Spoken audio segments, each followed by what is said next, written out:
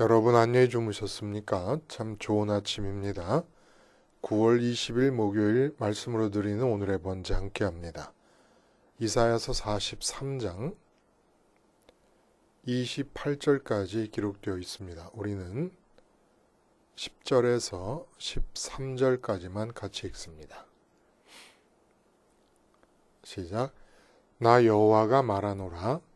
너희는 나의 증인, 나의 종으로 택함을 입었나니 이는 너희가 나를 알고 믿으며 내가 그인 줄 깨닫게 하려 함이라.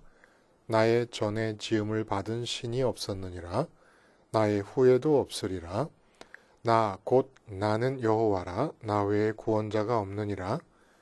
내가 알려주었으며 구원하였으며 보였고 너희 중에 다른 신이 없었나니 그러므로 너희는 나의 증인이요 나는 하나님이시니라. 여호와의 말씀이니라. 과연 태초로부터 나는 그이니 내 손에서 건질 자가 없도다.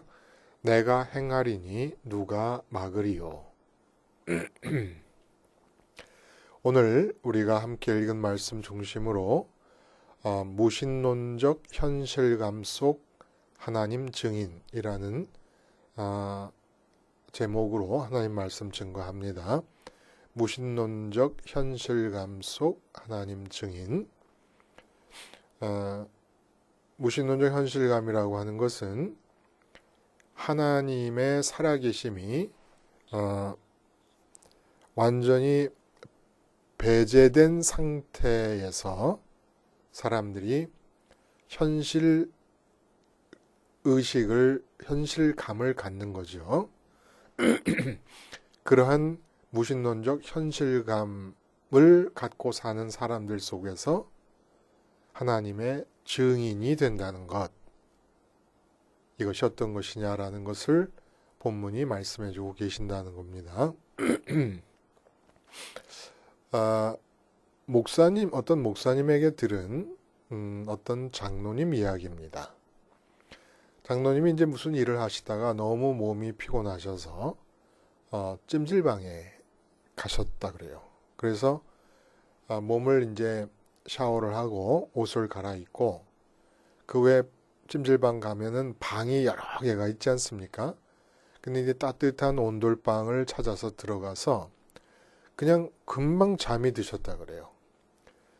그래서 푹 자고 일어나서 그 찜질방 가운데 있는 그 온돌방에서 나와 보니까 경찰이 와가지고 웅성거리고 사람들이 모여 있더라는 겁니다. 그래서 왜 그랬더니 경찰이 자기한테 오더라요. 그래서 경찰이 와가지고는 신분증 좀 보여주십시오. 뭐 그러면서 말을 시작하는데 내용을 알아보니까 어떤 내용이었냐. 경찰이 한 아가씨를 이렇게 세우는데 젊은 아가씨가 나타나면서 되어지는 말이 기가 막혀갖고 이 장로님 기절할 뻔했다 그래요. 장로님이 연세가 있으시지 않겠습니까? 이분이 그 아가씨의 말에 의하면 자기를 성추행했다라고 신고를 해버린 겁니다. 근데 장로님은 처음 본 아가씨라는 거예요. 그래서 아니 아가씨 지금 무슨 소리를 하고 있어? 나 여기 들어와서 잠잔 것밖에 없는데 그랬더니 거짓말을 하신다고, 응? 나는 성추행을 당했다고. 근데 경찰이 들어가서 방을 이렇게 들여다보니까 CCTV도 없고 증인도 없는 거예요. 응? 아마 찜질방에 한가했던 모양이죠. 그러니까 장로님은 누가 들어왔다 나갔는지도 모르고 있는데 그 아가씨도 처음 봤는데 자기를 성추행했다고 고발이 들어간 겁니다. 여러분 그래서 결국 어떻게 된 줄 아세요? 합의금을 몇백만 원을 합의금을 줬대요. 이게 아마 그 측근들이 하는 얘기는 이 상습범이 아니겠느냐, 이 아가씨가. 엄마랑 같이 다닌대요. 엄마랑 같이 다니는데 방에도 아마 온돌방에도 같이 들어왔을 것인데 그게 가능하겠습니까? 장로님이 그 아가씨를 성추행한다는 게. 근데 뭐 증인이 없는 걸 어떻게 해요? 증인이 없는 걸. 여러분 증인이 이렇게 중요해요. 증인이라 그러면 법원이나 법관에 대해서 이 사전에 나온 얘기를 제가 읽는 거예요. 법원이나 법관에 대하여 자기가 과거에 견문한 사실을, 그러니까 보고 들은 사실을 진술하는 제3자를 말한다. 이 진술을 증언이라 그러죠. 그러니까 이게 무슨 얘기냐면 증인은 증언을 통해서 과거의 범죄 현장을 법정에서 현실로 재현시키는 사람입니다. 현실이 뭐예요? 그것도 사진을 찾아보면 이렇게 돼 있어요. 현재 실제로 존재하는 사실이나 상태. 예? 이게 현실이라 그래요. 그래서 증인이 뭐 하는 사람입니까?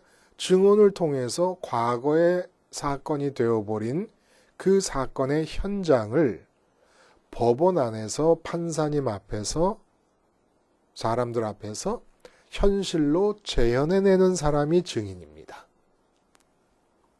참 증인이 중요하죠. 하나님도 증인이 없으면 이 억울한 장로님 상황이 돼버리는 거예요. 응? 천지를 지으셨어요. 그리고 지금도 백합화를 입히시고 공중에 나는 새를 먹이십니다. 그리고 남북 정상회담이 있지 않습니까? 그러면 김정은 위원장의 머리털까지 다 세시고 그의 호흡을 주장하고 계시고 문재인 대통령이 몇 가닥이 머리가 하얗게 되고 아직도 까만 머리가 몇 갱줄을 다 아시는 분은 김정숙 여사도 몰라요. 하나님만 아세요. 그분들의 목숨을 붙잡고 있는 게 하나님이신데 증인이 없어요. 증인이. 그래서 사람들이 하나님이 붙잡고 계신다는 사실에 대한 증인이 없으니까 어떤 뉴스를 봐도 하나님이 살아계신다는 그 사실이 현실 인식이 되어서 나오는 뉴스가 하나도 없습니다. 실제로 그 두 당사자의 목숨을 현재 지금도 쥐고 계시는 분이 하나님이심에도 불구하고 하나님이 살아계신다는 현실 인식이 포함되어서 얘기되는 매스컴이 하나도 없고 완전히 하나님이 배제된 상태의 현실 인식만 가지고 뉴스로 전하고 듣고 있고 그리고 살고 있다는 겁니다. 그래서 이 증인이 뭐 하는 사람입니까? 그러니까 어디를 가든지 간에 그 증인이 가는 곳에서는 하나님의 살아계심이 현실이라는 사실이 재현되는 것, 이게 바로 증인이라는 거예요. 신은 죽었다 그래요. 그리고 신은 인간이 만들어낸 망상이다. 응? 세계의 석학이라고 하는 그런 학자들이 이렇게 얘기를 하고 진화론을 주장하고 또 니체 같은 철학자는 신이 죽었다 그랬어요. 근데 이러한 망발에 대해서 말로만 변증을 하며 싸웁니다. 마치 법정에서 증인은 하나도 없이 법리만 가지고 싸우는 것과 똑같은 거예요. 변론이 필요하거나 신의 존재 증명이 필요한 게 아닙니다. 증인이 필요해, 증인이. 변론이 필요한 게 아니라 증언이 필요한데 살아계신 하나님에 대해서 내가 이렇게 증언합니다라는 사람이 필요한데 증언하는 사람은 아무도 없고 변론하는 사람만 있고 신의 존재를 논리적으로 증명하려는 사람만 있고 이론적으로 따져서 싸움하려고 하는 사람만 있지 증인이 없어요. 나는 봤다. 나는 하나님이 살아계신 상황에서 지금도 살고 있고 이 증언이 있으면 되는 거 아닙니까? 근데 증인이 없다는 거예요. 골리앗 앞에서 사울 왕과 그의 군대들이 골리앗의 위협과 으름장을 현실로 받아들이고 있습니다. 거기에 다윗이 나타납니다. 다윗이 나타나서 한 게 뭐예요? 증인 노릇밖에 한 게 없어요. 하나님 살아 계신다. 이 싸움의 현장, 이 전쟁의 현장에서 하나님 살아 계신다. 그러니까 다윗의 현실감과 사울의 현실감이 다른 거예요. 사울에게 있어서 하나님은 교리고 지식이고 전통적인 가르침일 뿐이지 현실감의 내용이 아닙니다. 하나님이 살아계신다는 사실이, 하나님의 만군의 여호와 하나님이라는 게 사울 왕에게는 현실 인식에 포함되어 있질 않은 거예요. 지식이게, 그냥 지식, 교리고. 광야에서 만나를 먹고 물을 마실 때 늘 말로만 듣던 아브라함과 이삭과 야곱의 하나님, 이 조상들의 하나님이 드디어 이스라엘 사람들에게 현실로 제시되십니다. 이런 기적의 현장뿐만이 아니라 예수님이 풍랑 만난 배에서 잠을 주무시는 현장에서 예수님은 증인으로 거기 주무시고 계시는 거예요. 아무리 풍랑이 일고 난리를 쳐도 이 천하 만물을 주관하시는 분은 내 아버지시다 라는 현실 인식 속에서 잠을 주무시는 겁니다. 스데반의 순교 현장에서 하나님이 현실이 되십니다. 하나님과 하나님이 계시는 천국이 현실인 거예요. 그게 현실이다 보니까 몸이 죽는 게 아무것도 아니에요. 그게 증인이 되는 겁니다. 결국 증인이 되려면 어떻게 해요? 현실을 재현하는 자가 돼야 되고 하나님이 현실 인식 속의 핵심이 돼야 되는 겁니다. 내가 돈이 없어요. 그럼 내가 돈이 없는 게 현실입니까? 하나님이 살아계신 게 현실입니까? 우리는 돈이 없다는 게 현실이라고 하고 그리고 하나님께로 나가요. 그러면 그때 하나님은 현실의 하나님이 아니잖아요. 왜냐하면 나는 돈 없는 게 현실이라고 쳤으니까. 어느 사실을 먼저 마음으로 붙드냐가 나의 현실을 결정합니다. 수많은 사실들이 있잖아요. 수많은 사실들이 있는데 그 사실들이 현실이 될 수 있는 이유는 내가 마음으로 붙잡기 때문이에요. 근데 내가 돈 없는 사실, 몸에 병이 난 사실을 먼저 붙잡으면 내가 몸에 병이 난 게 현실이고 내가 돈이 없는 게 현실이 돼버려요. 그러면 하나님은 사실이지만 현실 속에 포함되지 못하고 밀려납니다. 현실이 아닌 하나님이 어떻게 돕겠습니까? 하나님이 살아계심이 먼저 현실이라야 그게 선민이고 믿음이죠. 이렇게 하나님이 배제되어진 현실의식, 여기에 충돌하면서 사는 자들이 선민이고 하나님에 대한 현실감을 가지고 하나님의 증인으로 사는 자들이 선민이라는 거예요. 오늘 그 얘기를 하고 계시는 거예요. 본문이 먼저 선택을 얘기해요. 1절부터 7절까지. 그냥 단락별로 내용의 흐름이 쭉 이어져 내려갑니다. 그 단락별로 얘기되는 소재는 포로귀환이라든지 뭐 이런 역사적 이야기들이 예언적으로 등장하지만 예언적이라는 건 160년 뒤에 일어날 일들이니까 그러나 그러한 소재를 통해서 말씀하고자 하시는 것은 지금 160년 뒤에 포로귀환이 일어나지 않아도 지금 현재 이사야가 얘기하고 있는 그 당대의 사람들에게도 의미가 있어야 되는 거 아니겠습니까? 그리고 우리들 2700년이 지난 지금 우리들에게도 의미가 있는 얘기고. 그러니까 그 주제를 살펴보면 흐름이 아주 일목요연합니다. 1절부터 7절까지는 선택을 말하시는데 하나님이 선택하셨다는 것은 어떤 증거가 나타나야 되느냐? 하나님의 영광이 나타나야 된다는 겁니다. 하나님 나를 선택했다 그러면 나에게서 하나님의 영광이 나타난다는 거예요. 나에게서 하나님의 영광이 나타난다는 게 뭐라고요? 내 마음의 첫 번째 자리에 하나님이 들어오시는 것을 말합니다.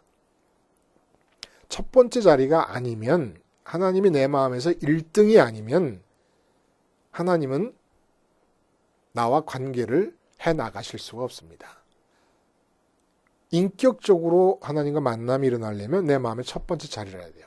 그리고 첫 번째 마음자리에 하나님을 모시는 것이 정의라 그랬어요. 정의.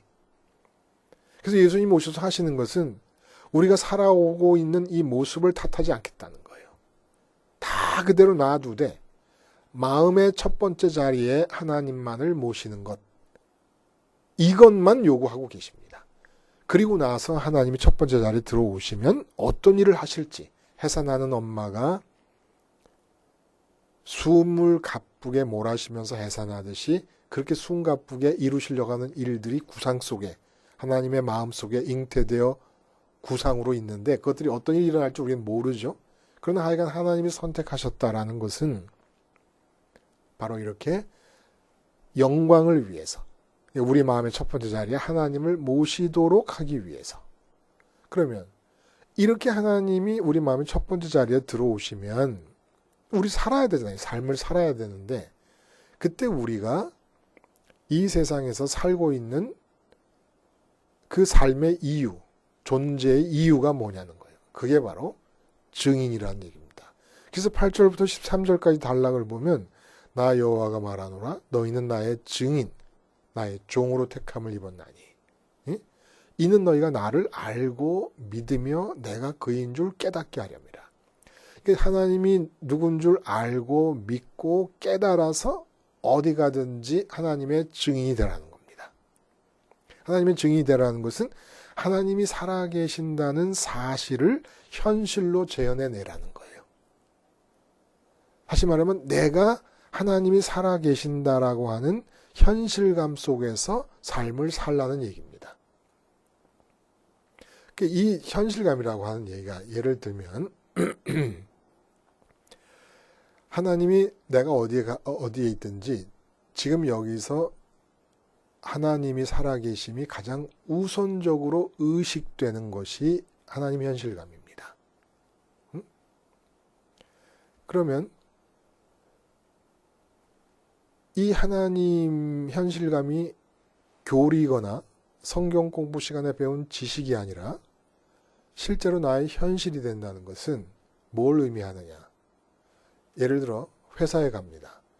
그러면은 회사에 가면은 부장님이 계시고 과장님이 계시고 사장님이 계시잖아요.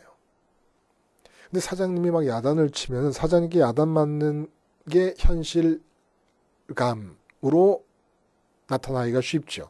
근데 이 자리에서 증인이 된다는 것은 이 현장에서 하나님의 살아계심이 현실로 드러나야 되는데 그건 나의 현실의식으로밖에는 나타날 방법이 없다는 거예요.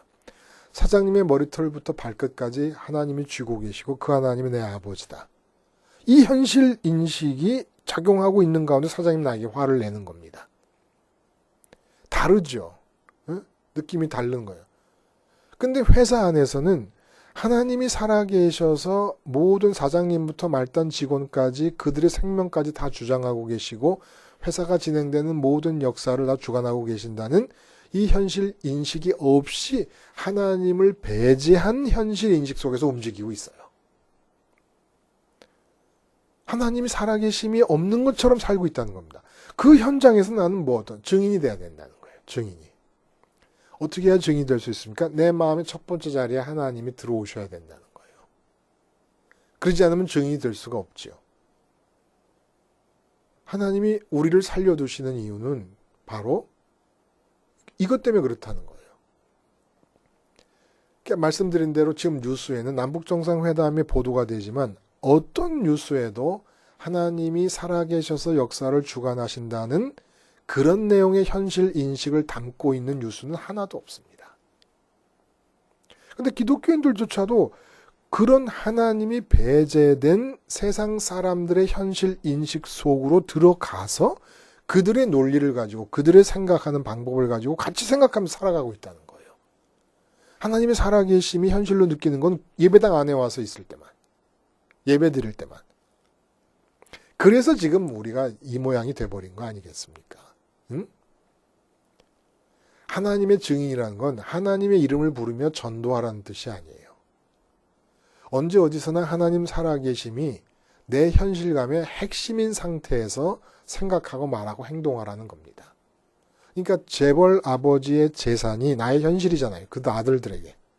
그 자녀들에게는 재벌 아버지, 재벌 총수의 재산이 나의 현실이에요. 근데 나는 내 아버지가 조물주라는 현실 인식이 있고 살아가느냐는 겁니다, 지금. 그 현실 인식 속에서 살아가요? 그냥 그건 성경 공부에서 배운 거지. 내 현실은 돈이 없는 게 현실이고 병 걸린 게 현실이지. 무슨 조물주가 내 아버지, 전능하신 분이 내 아버지이신, 이게 현실감이 없잖아요. 그러니까 저는 하나님 아버지가 살아계시고 나를 사랑하시고 나를 다 아시고 그리고 전능하시고 지혜가 무한하신다. 라는 사실이 현실이 되고 나면, 현실이 될 때는, 어느 순간이라도 현실이 될 때는 제 몸에 병이 나잖아요. 병 낫게 해달라 소리를 못 하겠어요. 하나님이 날 사랑하세요. 나보다 날 더 사랑하세요. 하나님 나의 과거와 미래를 다 알고 계세요. 하나님이 전능하세요. 하나님이 전지하세요. 지혜가 무한하세요. 지혜가 무한하시고 사랑이 나보다 더한 큰 사랑으로 나를 사랑하시는 분이, 그리고 전능하신 분이 내 아버지신데, 근데 내 몸에 병이 났어요. 그럼 이 병 난 게 잘 된 거예요? 잘못된 거예요? 병 난 게 잘못된 것일 수가 없어요. 잘못은 딴 데 있는 거죠. 내 몸에 병이 남으로써 뭔가를 깨우치게 하시려고 한다든지, 무슨 다른 데 이유가 있으면 그 이유가 잘못된 것이지 병난 것 자체가 잘못될 수가 없어요. 내 아버지신데, 나를 사랑하시는데, 나를 알고 계신데, 전능하신데, 전지하신데, 병난 게 왜 실수요, 잘못일 수가 있겠습니까? 기도를 못 드리겠어요? 병낫게 해달라는 기도를. 여러분은 어떤지 모르겠어. 하나님의 전능을 믿는다면, 하나님의 전지하심을 믿는다, 그 무한한 지혜를 믿는다면, 하나님이 나를 독생자까지 죽일 정도로 사랑하심을 믿는다면, 그렇게 다 알고 계시고 전능한 분이 보고 계시는 가운데 내 몸에 병이 나는데 이게 잘못된 거예요? 하나님의 사랑에 오류가 생긴 겁니까? 아니지요. 그러니까 이 현실감에 살면은 삶이 달라질 수밖에 없는 거예요. 삶이. 하나님의 모든 속성이 다 나의 현실, 그러니까 재벌 총수의 재산이 자녀들에게는 현실로 느껴지듯이 아버지의 탁월한 속성들이 내게 현실로 느껴질 때 삶이 다를 수밖에 없어요. 이 현실감이 증인의 역할을 하게 해주는 거라는 겁니다. 근데 니체가 신이 죽었다는 얘기 왜 한 겁니까? 아무리 기독교인들 목사님부터 전부 다 쳐다보고 있어도 그들의 현실 인식 속에 하나님 살아계심이 고려되질 않고 있으니까 신은 죽었다고 얘기한 거예요. 리차드 도킨스가 왜 그런 얘기를 해요? 응? 하나님이라는 것은 기독교가 만들어낸 망상일 뿐이다. 왜 이런 얘기를 합니까? 증인이 없으니까 증인이. 하나님 살아계신다는 현실 인식으로 살아가는 사람이 없으니까. 전부 성경 공부는 잘해서 지식은 많고 교리는 빠삭하게 외우고 신앙 고백은 줄줄 외워도 진짜 취직해서 다니는 직장에서 내가 몸이 아파서 죽게 되는 그 현장에서 하나님 살아계심을 현실로 인식하는 모습이 안 보이거든요. 만약에 리차드 도킨스 앞에서 병들어 죽는 사람이 하나님이 알고 계시고 하나님이 사랑하고 계시고 그래서 병이 난 것이니까 병들어 죽는다면 이건 절대로 하나님 날 사랑하셨기 때문이다. 그러면 아마 이렇게 얘기했을 거야. 미쳤다. 응? 웃었을 거예요.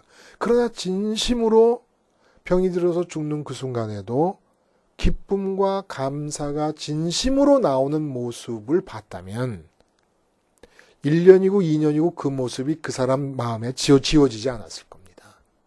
근데 그 누구를 봐도 이런 하나님의 사랑이 현실이고 이런 하나님의 권능이 현실이고 이런 하나님의 전지하심이 현실인 사람이 없는 거예요.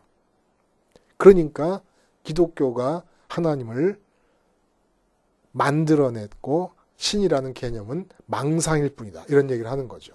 자, 그러면 그 다음 단락은 뭘 얘기합니까? 어떻게 증인이 되느냐라는 얘기를 하는 거예요. 증인 되려면 어떻게 되느냐. 그게 또 포로기한 얘기가 나오고 또 사막과 광야에 물이 흐른다라는 얘기가 또 나옵니다. 이건 뭐예요? 포로기한 얘기가 나오는 것은 바벨론 포로가 비유적 사건이라고 했어요. 인류가 아담 이후에 세상에 포로된 상태를 비유하는 거예요. 세상에 포로되면 나타나는 증거가 있어요. 세상에 포로됐습니다라는 사실의 증거가 뭐냐? 갈증이에요. 갈증. 세상에 포로됐다는 게 무슨 말입니까? 하나님이 들어가시기 위해서 인간을 만드셨기 때문에 인간의 마음은 하나님 크기라 그랬어요. 근데 거기가 비어 있습니다. 비어 있으니까 체험을 향한 갈증이 인간의 모든 삶의 에너지예요. 활동의 에너지입니다. 채워야 되겠다는 이 의욕과 욕구가. 근데 아담의 범죄 이후에 마음의 주입구가 세상을 향하여 붙박이처럼 고정돼 버렸습니다. 근데 하나님 크기의 이 마음을 세상을 향해 붙박이가 된 마음의 주입구로 빨아들여 갖고 무엇으로 채울 수가 있겠습니까? 그러니까 이 세상의 삶은 갈증이 특징인 거예요. 목마름이 특징이에요. 타는 목마름이 특징인 겁니다. 그리고 지옥의 특징도 타는 목마름이라고 그랬어요. 예수님의 그 나사로와 그 부자 비유에서 나오듯이. 그러니까 채워지지 않는 목마름이 지옥의 특징이라는 겁니다. 예수님이 우리에게 소개하는 지옥의 특징은. 이 세상의 삶은 하나님 크기의 마음의 공백을 세상을 통해 얻으려고 하기 때문에 영원히 채워지지 않는 갈증이 특징적인 거예요. 그래서 자꾸 메마른 땅, 사막, 광야가 나오는 거죠. 어떻게 하나님의 증인이 된다는 겁니까? 이 세상에 포로된 상태로부터 벗어나야 된다는 거예요. 갈증의 문제가 해결돼야 된다는 겁니다. 세상을 향하여 마음의 주입구를 붙박이처럼 고정시키고 있는 것이 세상에 포로된 것이죠. 돈이 있어야 된다, 건강해야 된다, 오래 살아야 된다, 형통해야 된다. 갈증에 갈증을 더해갑니다. 이 갈증 자체가 포로가 된 거예요. 세상에 대한 갈증이. 그래서 하나님이 얘기하시는 게 뭐예요? 어떻게 이 세상 포로로부터 자유로워집니까? 하나님을 마음에 채우는 수밖에 없어요. 그러면 어떤 일이 나타납니까? 갈증이 사라지면서 21절에 이 백성은 내가 나를 위하여 지었나니 나를 찬송하게 하려 함이니라. 반드시 하나님으로 채워지면 만족과 기쁨이 생기면서 찬송이 나온다는 거예요. 갈증 대신에 뭘 좀 가졌으면 좋겠다, 있었으면 좋겠다, 이루었으면 좋겠다, 도달했으면 좋겠다, 모았으면 좋겠다, 쌓았으면 좋겠다, 올라가면 좋겠다, 맨 좋겠다가 다 갈증 아닙니까? 근데 하나님으로 마음이 채워지면 세상을 향해서 무엇이 이루어지면 좋겠다라는 소원이 싹 없어져 버리는 겁니다. 찬송만 나오는 거예요. 이 상태가 되어야 하나님의 살아계신과 하나님의 속성들이 나의 현실이 되는 겁니다. 그러지 않고 세상을 향한 갈증이 있고 세상을 향한 욕구가 있는데 하나님의 속성, 전능하심과 뭐 이런 것들이 나의 현실이라고 느껴버리면 이건 착각인 거예요.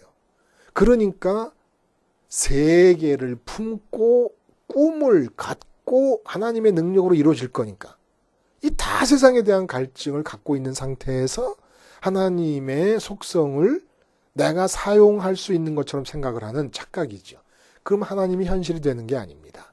내 욕구를 표현하는 방법이고 리차드 도킨스나 무슨 포이에르바 이런 사람들이 말한 것처럼 하나님을 투사하고 만들어내는 것이지 진짜 하나님의 증인, 진짜 살아계신 하나님의 증인이 될 수가 없어요. 어떻게 하면 세상에 대한 갈증이 남아있는 한, 세상에 대한 갈증이 남아있는 상태에서 하나님의 속성을 끌어들이면 그 신은 내가 만들어낸 신이고 종교의 신이지 실제로 살아계신 예수님의 아버지 하나님이 아니라는 겁니다. 그 특징은 하나님의 증인이 되려면 하나님의 속성들이 전지전능 이런 속성들이 나의 현실 인식 속의 내용이 되려면 그래서 풍랑만난 배에 있어서 잠을 주무시고 돌에 맞아 죽어도 하늘이 열리면서 하늘을 보고 돌로 치는 사람을 용서할 수 있고 이렇게 하나님의 증인이 될 수 있는 길은 하나님을 마음속에 가져야만 된다는 겁니다. 그래야 증인이 되는 것도 사실 맞는 얘기죠. 그래서 하나님을 갖고 세상을 향해서는 갈증이 사라졌어요. 세상에서 이루고 싶은 게 아무것도 없어요. 나를 왜 살려두시는지도 모르겠어. 근데 가는 곳마다 하나님을 찬양합니다.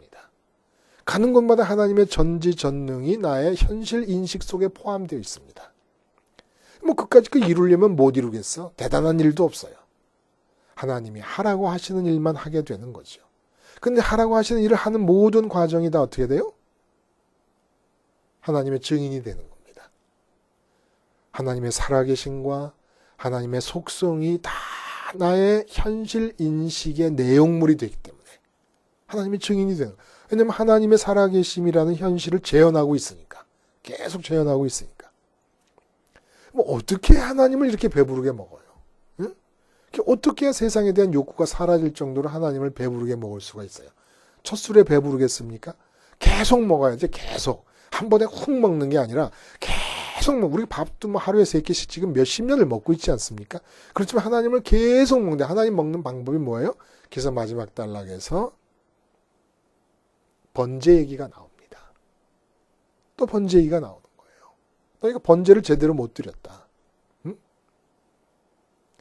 그 번제가 뭡니까? 세상에 대해 갈증을 느끼는 나를 계속 번제단에서 죽는 어린 양과 함께 동일시해서 죽은 자로 고백을 하는 겁니다.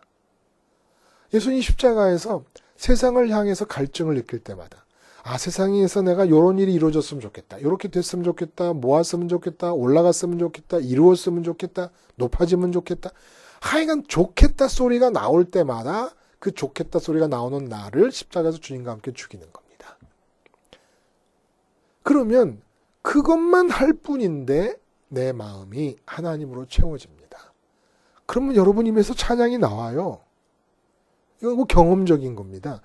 주님의 십자가를 잊지 않고 계속해서 바라보면서 세상을 향하여 좋겠다라는 마음이 들 때마다 그 마음을 죽은 자로 인정만 하고 있으면 괜히 이유 없이 마음이 가볍고 좋아져요.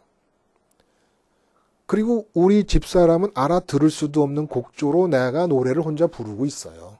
근데 알아들을 수도 없는 그 곡조를 집사람이 또 따라 불러요. 그대로. 하여간 우리 집사람은 자기가 먼저 부르는 법이 없고 내가 부르면 꼭 따라 부르는데 그 내가 부르는 노래들은 다 엉망인 노래들이에요. 음정들이. 근데 그걸 그대로 따라 불러요. 음악성이 대단하죠. 이유가 없어요. 그냥 예수님 십자가 보면서 세상을 향해서 이게 이루어지면 좋겠다라고 하는 좋겠다가 나올 때마다 죽은 것 뿐입니다. 그렇게 되고 나니까 목사님들을 만날 때도 십자가 생활을 안 하는 목사님과 비교해보면 어떤 점이 차이가 나느냐. 죄송하지만 목사님이 하나님의 살아계심이 그분의 일상, 그분의 목회 현장에서 현실이 아니에요. 현실이 아니에요. 제가 아주 노골적으로 물을 때가 많아요. 하나님 살아계신 걸 목회 현장이나 가족들이 모이는 삶의 현장에서 믿느냐? 하나님 살아계시면 어떤 분이 살아계신 겁니까? 나를 사랑하시는 분이, 전지하신 분이, 전능하신 분이, 무소부재하신 분이. 그분이 살아계신데 뭐 문제가 그렇게 많아요. 그렇죠? 내게 일어나는 일 중에 잘못된 게 하나도 없는 거예요. 잘못된 게 무조건 최선인 거죠. 잘못된 게 있다면 하나님을 향한 나의 마음과 신앙이 잘못된 거고 예수님에 의해서 이루어진 조용한 정의가 이루어지지 않고 있는 게 잘못된 거지. 그게 잘못이니까 병이 났어요. 그럼 병은 잘못된 게 아니죠. 정의가 이루어지지 않고 있으면 병이 나야 맞는 거지요. 일이 잘못돼야 맞는 것이고 내가 하나님의 증인이 될 준비도 안 돼 있는데 교인이 안 오는 거 그게 맞는 거지요. 증인이 안 된 목사님 교회에 교인이 많이 온다. 그런 경우도 볼 수 있어요. 얼마든지. 그건 더 잘못된 거지요. 더 잘못된. 증인된 준비가 안 돼 있으면 안 오는 게 맞고 올바른 것이고 최선이지요. 그래야 가능성도 있으니까. 근데 증인도 안 돼 있는데 세상에 무슨 연예인들 보러 가듯이 그렇게 모이는 교회들도 있더라고요. 그건 아주 정말 심각한 문제입니다. 그야말로. 응? 예수님의 증인이 됩시다. 요즘에 제가 30분 정도로 끝내려고 하는데 이사야서의 내용들이 만만치가 않아요. 한 장 한 장. 얼마나 내용이 무거운지 조금씩 길어지고 그래요. 죄송하고요. 기도하시겠습니다. 하나님 아버지, 십자가 생활하러 하나님으로 배불러 갈증이 없어지며 찬양하게 하시고 그래서 이 세상에서 하나님을 배제한 현실 인식으로 살아가는 사람들 틈에서 하나님의 증인이 되므로 하나님 살아계심을 재현하는 증인들로서 살아갈 수 있게 하여 주시옵소서. 예수님의 이름으로 기도드리옵나이다. 아멘.